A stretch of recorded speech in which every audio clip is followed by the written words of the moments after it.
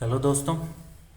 Law of torts में आज हम क्या बात करेंगे? Strict liability and absolute liability. ठीक है, this is one of the most important units in law of torts. Almost every university asks at least one question from this unit. तो क्या क्या एग्जाम में क्वेश्चन आ सकता है? What is strict liability? Explain the rule in Rylands versus Fletcher. Explain the exceptions of strict liability. What is absolute liability? Explain MC Mehta versus Union of India. Distinguish between strict liability and absolute liability. This chapter is easy because it resolves only around two doctrines. ठीक है, वो कौन कौन है? Strict liability and absolute liability. ठीक है, तो इस टाइप का इतने सारे सवाल आ सकते हैं इस यूनिट से। ठीक है, क्या क्या देखेंगे हम स्ट्रिक्ट लायबिलिटी में? Meaning, rule in Rylands versus Fletcher, essentials क्या है, एक्सेप्शंस क्या होंगे। एब्सोल्यूट लायबिलिटी में हम पढ़ेंगे meaning, MC Mehta versus union of India, difference between strict and absolute liability पढ़ेंगे। ठीक है, स्टार्ट करते हैं फटाफट स्ट्रिक्ट लायबिलिटी से। Chapter 1, meaning of strict liability. Normally a person is liable only if he is negligent. ठीक है, नेग्लिजेंट। ठीक है, तो नॉर्मली क्या होता है, कोई नेग्लिजेंस किया उस लायबल हो जाता है। ठीक है, तो कोई भी नेग्लिजेंट किया वो पर्सन लायबल हो जाएगा नॉर्मल केस में। ठीक है, नॉर्मल लायबिलिटी। ठीक है, but sometimes even without negligence a person becomes liable, this is called strict liability. But कभी कभी ऐसा होता है कि आप नेग्लिजेंस नहीं किए बट फिर भी आपका ऊपर ऐसी जिम्मेदारी होती है कि वो आपको स्ट्रिक्ट लायबल बना देता है। ठीक है, अब आते हैं डिफिनेशन पे। ठीक है, strict liability means a person who keeps a dangerous thing on his land is liable for any damage caused by its escape, even if he is not negligent. ठीक है, दो तीन चीज़ें इम्पॉर्टेंट बताई गई। ठीक है, पहला तो ए पर्सन, ठीक है, एक आदमी जो कि डेंजरस थिंग्स को अपने लैंड में रख रहा है। ठीक है, और इसके थ्रू अगर कुछ डैमेजेस होता है, और वो डैमेजेस कैसे होगा? इफ़ इट स्केप्स, अगर वो वहाँ लैंड से भाग गया और बाहर निकल गया और स्केप करके फिर किसी को नुकसान पहुंचाया, और इवन कि वो आदमी जो है नेग्लिजेंसी नहीं किया फिर भी। ठीक है, तो सिंपल फार्मूला है, डेंजरस थिंग अगर रख रहे हो और वो अगर भाग गया, अगर कॉज डैमेज किया, तो आप स्ट्रिक्ट लायबल हो गए, नो नेग्लिजेंस रिक्वायर्ड। ठीक है, example, a factory stores poisonous gas, all safety measures were followed, unexpectedly gas leaks, nearby residents become ill, factory is liable even though it is not negligent. ठीक है, another example देखते हैं, person stores a huge water tank burst, water damages neighbours house, owner is liable. ठीक है, why does the law imposes strict liability? Because the person who keeps the dangerous things must beer the risk. ठीक है, he enjoys the benefit, therefore he should bear the loss as well. ठीक है, simple भाषा में। अब आते हैं जो इम्पोर्टेंट केस है जिसके अंदर ये डॉक्ट्राइन डेवलप हुआ था, वो कौन सा केस है? Rylands versus Fletcher 1868, the most famous case in tort law, every law student must remember it. Facts क्या थे? Mister Rylands build a large reservoir. ठीक है, unknown to him old mine shaft existed underneath, water escaped through the shafts. ठीक है, neighbours coal mine flooded, huge loss occurred. ठीक है, उन्होंने एक रिजर्वियर बनाया, उसके नीचे जो है कुछ शेफ्ट्स थे जो कोल माइंस तक जाते थे, बट जैसे ही पानी भरा वो कोल माइंस तक पानी पहुंच गया और कोल माइन डिस्ट्रॉय हो गया। ठीक है, तो इशू था, was Rylands negligent? No. Could he still be liable? Yes. Judgment आया, House of Lords held that Rylands liable because he brought a dangerous thing in on to his land, मतलब बहुत सारा पानी ले आया जो नॉर्मल यूज से ज़्यादा। ठीक है, it escaped, it cause damaged. ठीक है, तो वही ये रूल बना उस समय जिसको हम स्ट्रिक्ट लायबिलिटी में फॉलो कर रहे हैं। ठीक है, a person who for his own purpose brings on to his land and keeps anything likely to cause mischief. ठीक है, तो a person who for his own purposes brings on to his land and keeps anything likely to cause mischief, if it escapes must keep at its own peril, if it escapes and causes damage he is liable. मतलब कुछ ऐसा dangerous thing वो अपने land में लाता है, ठीक है, और जो अगर वो स्केप करके किसी और को नुकसान पहुंचाता है और इसका नेग्लिजेंस ना भी है, तो भी वो लायबल होगा, और वो भी स्ट्रिक्टली लायबल होगा। This rule is Rylands versus Fletcher. ठीक है, easy story. Imagine you keep a lion inside your house, the cage breakage, lion attacks neighbours, even if you were careful you are liable, और ये strict liable होगा। ठीक है, अब आते हैं इसेंशियल्स ऑफ स्ट्रिक्ट लायबिलिटी। पहला, डेंजरस थिंग लाए, ब्राउट इनटू योर लैंड, अपने लैंड में लाए, नॉन नेचुरल यूज के लिए लाए। ठीक है, मतलब लैंड को जो यूज किए वो नॉन नेचुरल यूज के लिए किए, और वो डेंजरस थिंग भाग गया, स्केप निकल गया, मतलब बह गया, निकल गया, भाग गया, लैंड से बाहर आ गया। ठीक है, और किसी और के घर में किसी और जगह जाके डैमेज किया, तो आप स्ट्रिक्टली लायबल हो गए। ठीक है, dangerous thing, the defendant must keep something dangerous, example explosive gas, electricity, poison, water, chemical, petrol, wind animals, wild animals, ये सब कुछ आ सकता है उसके अंदर। एग्जाम्पल है chemical factory stores toxic acid, dangerous thing है। ठीक है, अब आते हैं essential two, brought on to land, the dangerous thing must be brought by the defendant, naturally occurring things generally do not attract this rule. ठीक है, building a water reservoir, bringing LPG cylinders, storing explosives, example में। ठीक है, non natural use of land, very important, this the use of land must B special, extra ordinary और unusual, not ordinary domestic use. अब normal खेती वेती के लिए अपना land use कर रहे हो घर बनाने के लिए, उसके लिए नहीं, उस लैंड को में ऐसा कुछ डेंजरस थिंग ला के रख रहे हो उसके लिए। ठीक है, example of non natural use, जैसे गैस प्लांट बनाया, ऑयल रिफाइनरी बनाया, ह्यूज रिजर्वियर, एक्सप्लोसिव फैक्ट्री लगा दी है। ठीक है, example of natural use, keeping house hold water, small LPG cylinder, ordinary electricity, domestic water tank, घरेलू यूज के लिए। ठीक है, अब आते हैं ईजी मेमोरी।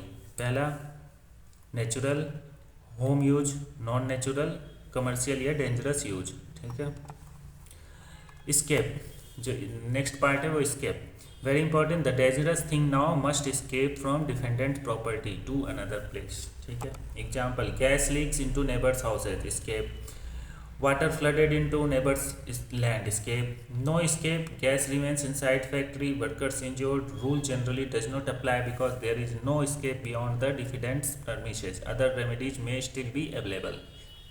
ठीक है, मतलब बाहर नहीं निकला, फैक्ट्री के अंदर रहा, वर्कर इंजोर्ड हुए, तो उस पर अलग रूल लगेगा, ये स्ट्रिक्ट लायबिलिटी वाला रूल नहीं लगेगा। ठीक है,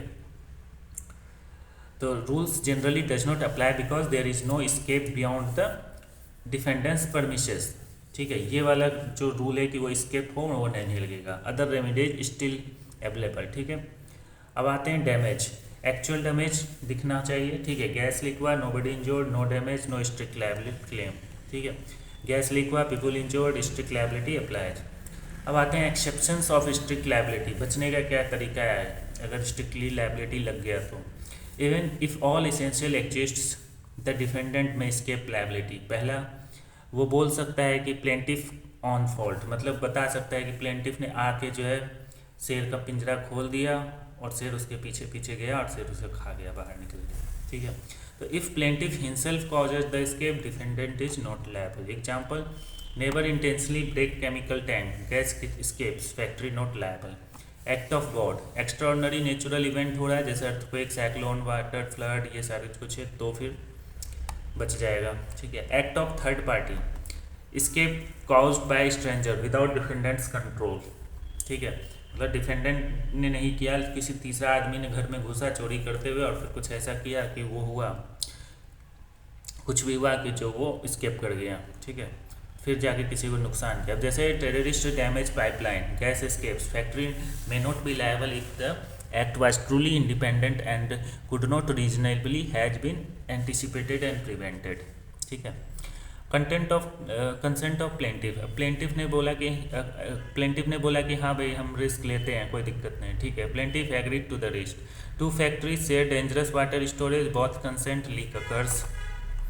ठीक है, कंसेंट में डिफीट लायबिलिटी। आते हैं statutory authority, law authorise activity, defendant protected if he follows statute. ठीक है, अब गवर्नमेंट डैम है constructed under the law, certain consequences may be protected if statutory conditions are met. ठीक है, common benefit, dangerous thing kept for benefit for the both parties. ठीक है, ये तो वही हो गया, कंसेंट ऑफ प्लेंटिफ में ही लगभग हो गया। ठीक है, shared water tank for 2 buildings, both benefit, वही है, ठीक है। अब compare complete summary of exceptions, ठीक है। प्लेंटी फॉल्ट होगा अगर neighbour breaks tank, act of God होगा अर्थक्वेक जैसे है, थर्ड पार्टी आगे कुछ किया, मान लीजिए टेररिस्ट अटैक हो गया कुछ हुआ, ठीक है। कंसेंट, अगर दोनों ने कंसेंट दिया तो मतलब शेयर्ड रिजर्वियर यूज कर रहे हो, ठीक है। एग्जाम्पल में स्टेटरी अथॉरिटी गवर्नमेंट प्रोजेक्ट हुआ, ठीक है। Common benefit shared storage. अब आते हैं एब्सोल्यूट लायबिलिटी पे, ठीक है। तो एब्सोल्यूट लायबिलिटी पे एक डॉक्ट्राइन है, ये भी किसी केस में निकल के आया था जजमेंट में, ठीक है। This doctrine was created by the Supreme court of India, important है ये चीज़, ठीक है। Meaning of absolute liability, absolute liability is a stricter version of strict liability, मतलब स्ट्रिक्ट लायबिलिटी से भी ज़्यादा स्ट्रिक्ट वर्जन है ये एब्सोल्यूट लायबिलिटी, ठीक है। इसमें बचने का कोई रास्ता ही नहीं है, ठीक है। ना नेग्लिजेंस का कुछ है इसमें, ना एक्ट ऑफ गॉड, ये कुछ भी एक्सेप्शंस कुछ भी नहीं, आप बच ही नहीं सकते हो, लायबिलिटी होगा ही होगा। अब इसमें क्या कहा गया, इफ़ ए हजार्डियस, ठीक है, और inherently dangerous industry causes harm, it is absolute liable to compensate the victim, ठीक है। मतलब एक्स्ट्रा जो भी, एक तो हो गया डेंजरस, यहाँ पे आ गया हजार्डियस और इनहेरेंटली डेंजरस इंडस्ट्री, ठीक है, और इंडस्ट्री की बात कर रहे हैं, ठीक है। It is also absolutely liable to compensate the victims, no exceptions, मतलब उसमें कोई एक्सेप्शंस नहीं, बचने का कोई सवाल ही नहीं, आपको कंपनसेशन देना ही होगा, ठीक है। इजी फॉर्मूला है कि हजार्डियस इंडस्ट्री होना चाहिए, कोई एक्सीडेंट होगा उसके कारण डैमेजेस शोक होगा तो वो 100% लायबल होगा। Why was absolute liability created, अब सवाल है कि स्ट्रिक्ट लायबिलिटी था ही तो फिर एब्सोल्यूट क्यों लगाया गया, because India experienced industrial disasters, victim suffered, strict liability has too many exceptions, ठीक है। The Supreme Court removed those exceptions for hazardous industries, ठीक है। चैप्टर 6 में हम यहाँ पढ़ रहे हैं MC Mehta versus union of India 1987, one of the most important Indian cases, also known as the oleum gas leak case, जिसमें हमें ये जो डॉक्ट्राइन मिला था एब्सोल्यूट लायबिलिटी का, ठीक है। फैक्ट क्या था, ओलियम गैस लीक कर गया, ठीक है, from Shri Ram food and fertiliser industries, ठीक है, कहाँ, in Delhi. Many people become ill, one advocate died, ठीक है। इशू क्या था, should factory escape liability using exceptions under Rylands versus Fletcher, ठीक है। क्या उस फैक्ट्री को एक्सेप्शंस मिलेंगे जैसे जो हमारे रेलैंड वर्सेस फ्लेचर केस में मिला था। तो जजमेंट में आया सुप्रीम कोर्ट ने कहा नहीं, कोर्ट क्रिएटेड एक न्यू रूल, मतलब एक नया रूल बनाया एब्सोल्यूट लायबिलिटी, जिसको हम एब्सोल्यूट लायबिलिटी डॉक्ट्राइन हो जाएगा ये, ठीक है। आते हैं रूल क्या बनाया कि अगर एक हैजार्डियस इंडस्ट्री है, must compensate victims regardless of negligence and without relying on the traditional exceptions available under strict liability. तो इसमें ना नेग्लिजेंस को देखा जाएगा, ना तुम्हारे एक्सेप्शंस को देखा जाएगा, कुछ नहीं देखना है, मतलब कंपनसेशन देना ही देना है। और वो सीधा सीधी देख के कि भाई हैजार्डियस इंडस्ट्री है, ठीक है, आपको कंपनसेशन देना ही देना है, और कुछ उसमें बचाव का है ही नहीं कुछ, ठीक है। बिकॉज क्यों, ऐसा क्यों, because hazardous industries earn huge profit, therefore they must bear the cost of accidents, ठीक है।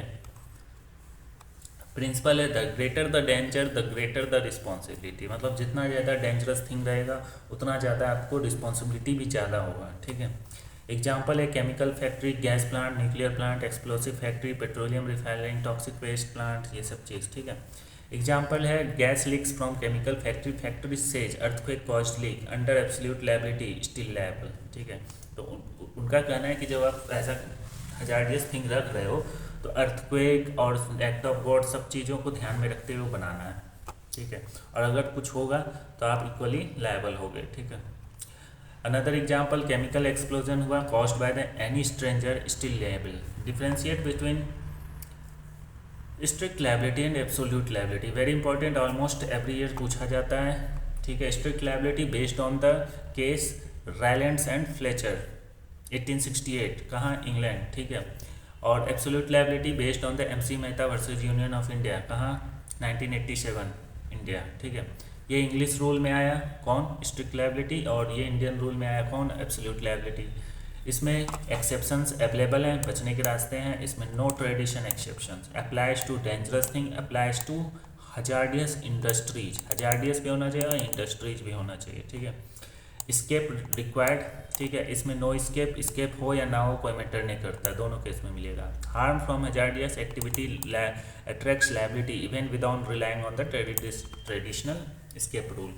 इसमें लेसर लायबिलिटी, इसमें एब्सोल्यूट लायबिलिटी मतलब हायर लायबिलिटी, ठीक। डेंजरस थिंग स्केप किया, एक्सेप्शनल अवेलेबल है, exceptions available. Absolute liability hazardous industry accident हुआ, no exceptions. Case हमने जो दो पढ़े वो रायलैंड वर्सेस फ्लेचर है 1868, क्रिएटेड स्ट्रिक्ट लायबिलिटी। अब आते हैं Read versus J Lyons versus and co limited 1947, explosion occurred inside a factory. Since there was no escape outside the premises, the rule in Rylance and Fletcher did not apply. ठीक है, तो इस case में क्या हुआ कि अंदर ही escape हुआ और अंदर ही मतलब जो भी है एक्सप्लोजन हो गया फैक्ट्री में, तो फ्लेचर रूल्स नहीं लगा क्योंकि उसमें साफ से लिखा हुआ है कि वो स्केप करेगा आपके लैंड से बाहर और बाहर जाके नुकसान फैलाएगा। MC Mehta versus union of India 1987, oleum gas leak case created absolute liability in India. Complete flow chart, dangerous thing escape किया, डैमेज हुआ, स्ट्रिक्ट लायबल हुआ, एक्सेप्शंस अवेलेबल है। हजार्डियस इंडस्ट्री है, एक्सीडेंट हुआ, डैमेज हुआ, absolute liability and no traditional exception, ठीक है। Strict liability में नो नेग्लिजेंस रिक्वायर्ड, नेग्लिजेंस जो अब नॉर्मल नेग्लिजेंस की बात कर रहे हैं, स्ट्रिक्ट लायबिलिटी में नो नेग्लिजेंस रिक्वायर्ड, नेग्लिजेंस में negligence must be prove. Dangerous thing की बात हो रहा है, इसमें लैक ऑफ रीजनल केयर, इसमें बेस्ड ऑफ स्केप है, इसमें based on breach of duty है। वही है English law, exploding dangerous, hazardous, Rylands versus Fletcher, MC Mehta versus union of India. Natural use versus non natural use. Natural use जैसे खेती के लिए कर सकते हो ज़मीन, घर के पानी स्टोर करने के लिए, डोमेस्टिक इलेक्ट्रिसिटी या हाउस होल्ड LPG, मतलब डेली यूज रेगुलर यूज में जो चीज़ यूज करते हैं। नॉन नेचुरल यूज में हो गया कोई प्लांट बैठाए, इंडस्ट्री बैठाए, शेर पाल लिए, हाथी पाल लिए, कि जैसे chemical plant, oil refinery, explosive factory, ये सब चीज़। तो वही है ये सारी चीज़। एक्सेप्शंस में हमारे पास क्या क्या है, act of God, third party किसी ने किया, प्लेंटिफ का कंसेंट, प्लेंटिफ का फॉल्ट, स्टेटरी अथॉरिटी ने किया, कॉमन बेनिफिट के लिए हुआ, ठीक है। एब्सोल्यूट लायबिलिटी में ये सारी चीज़ें, ठीक है।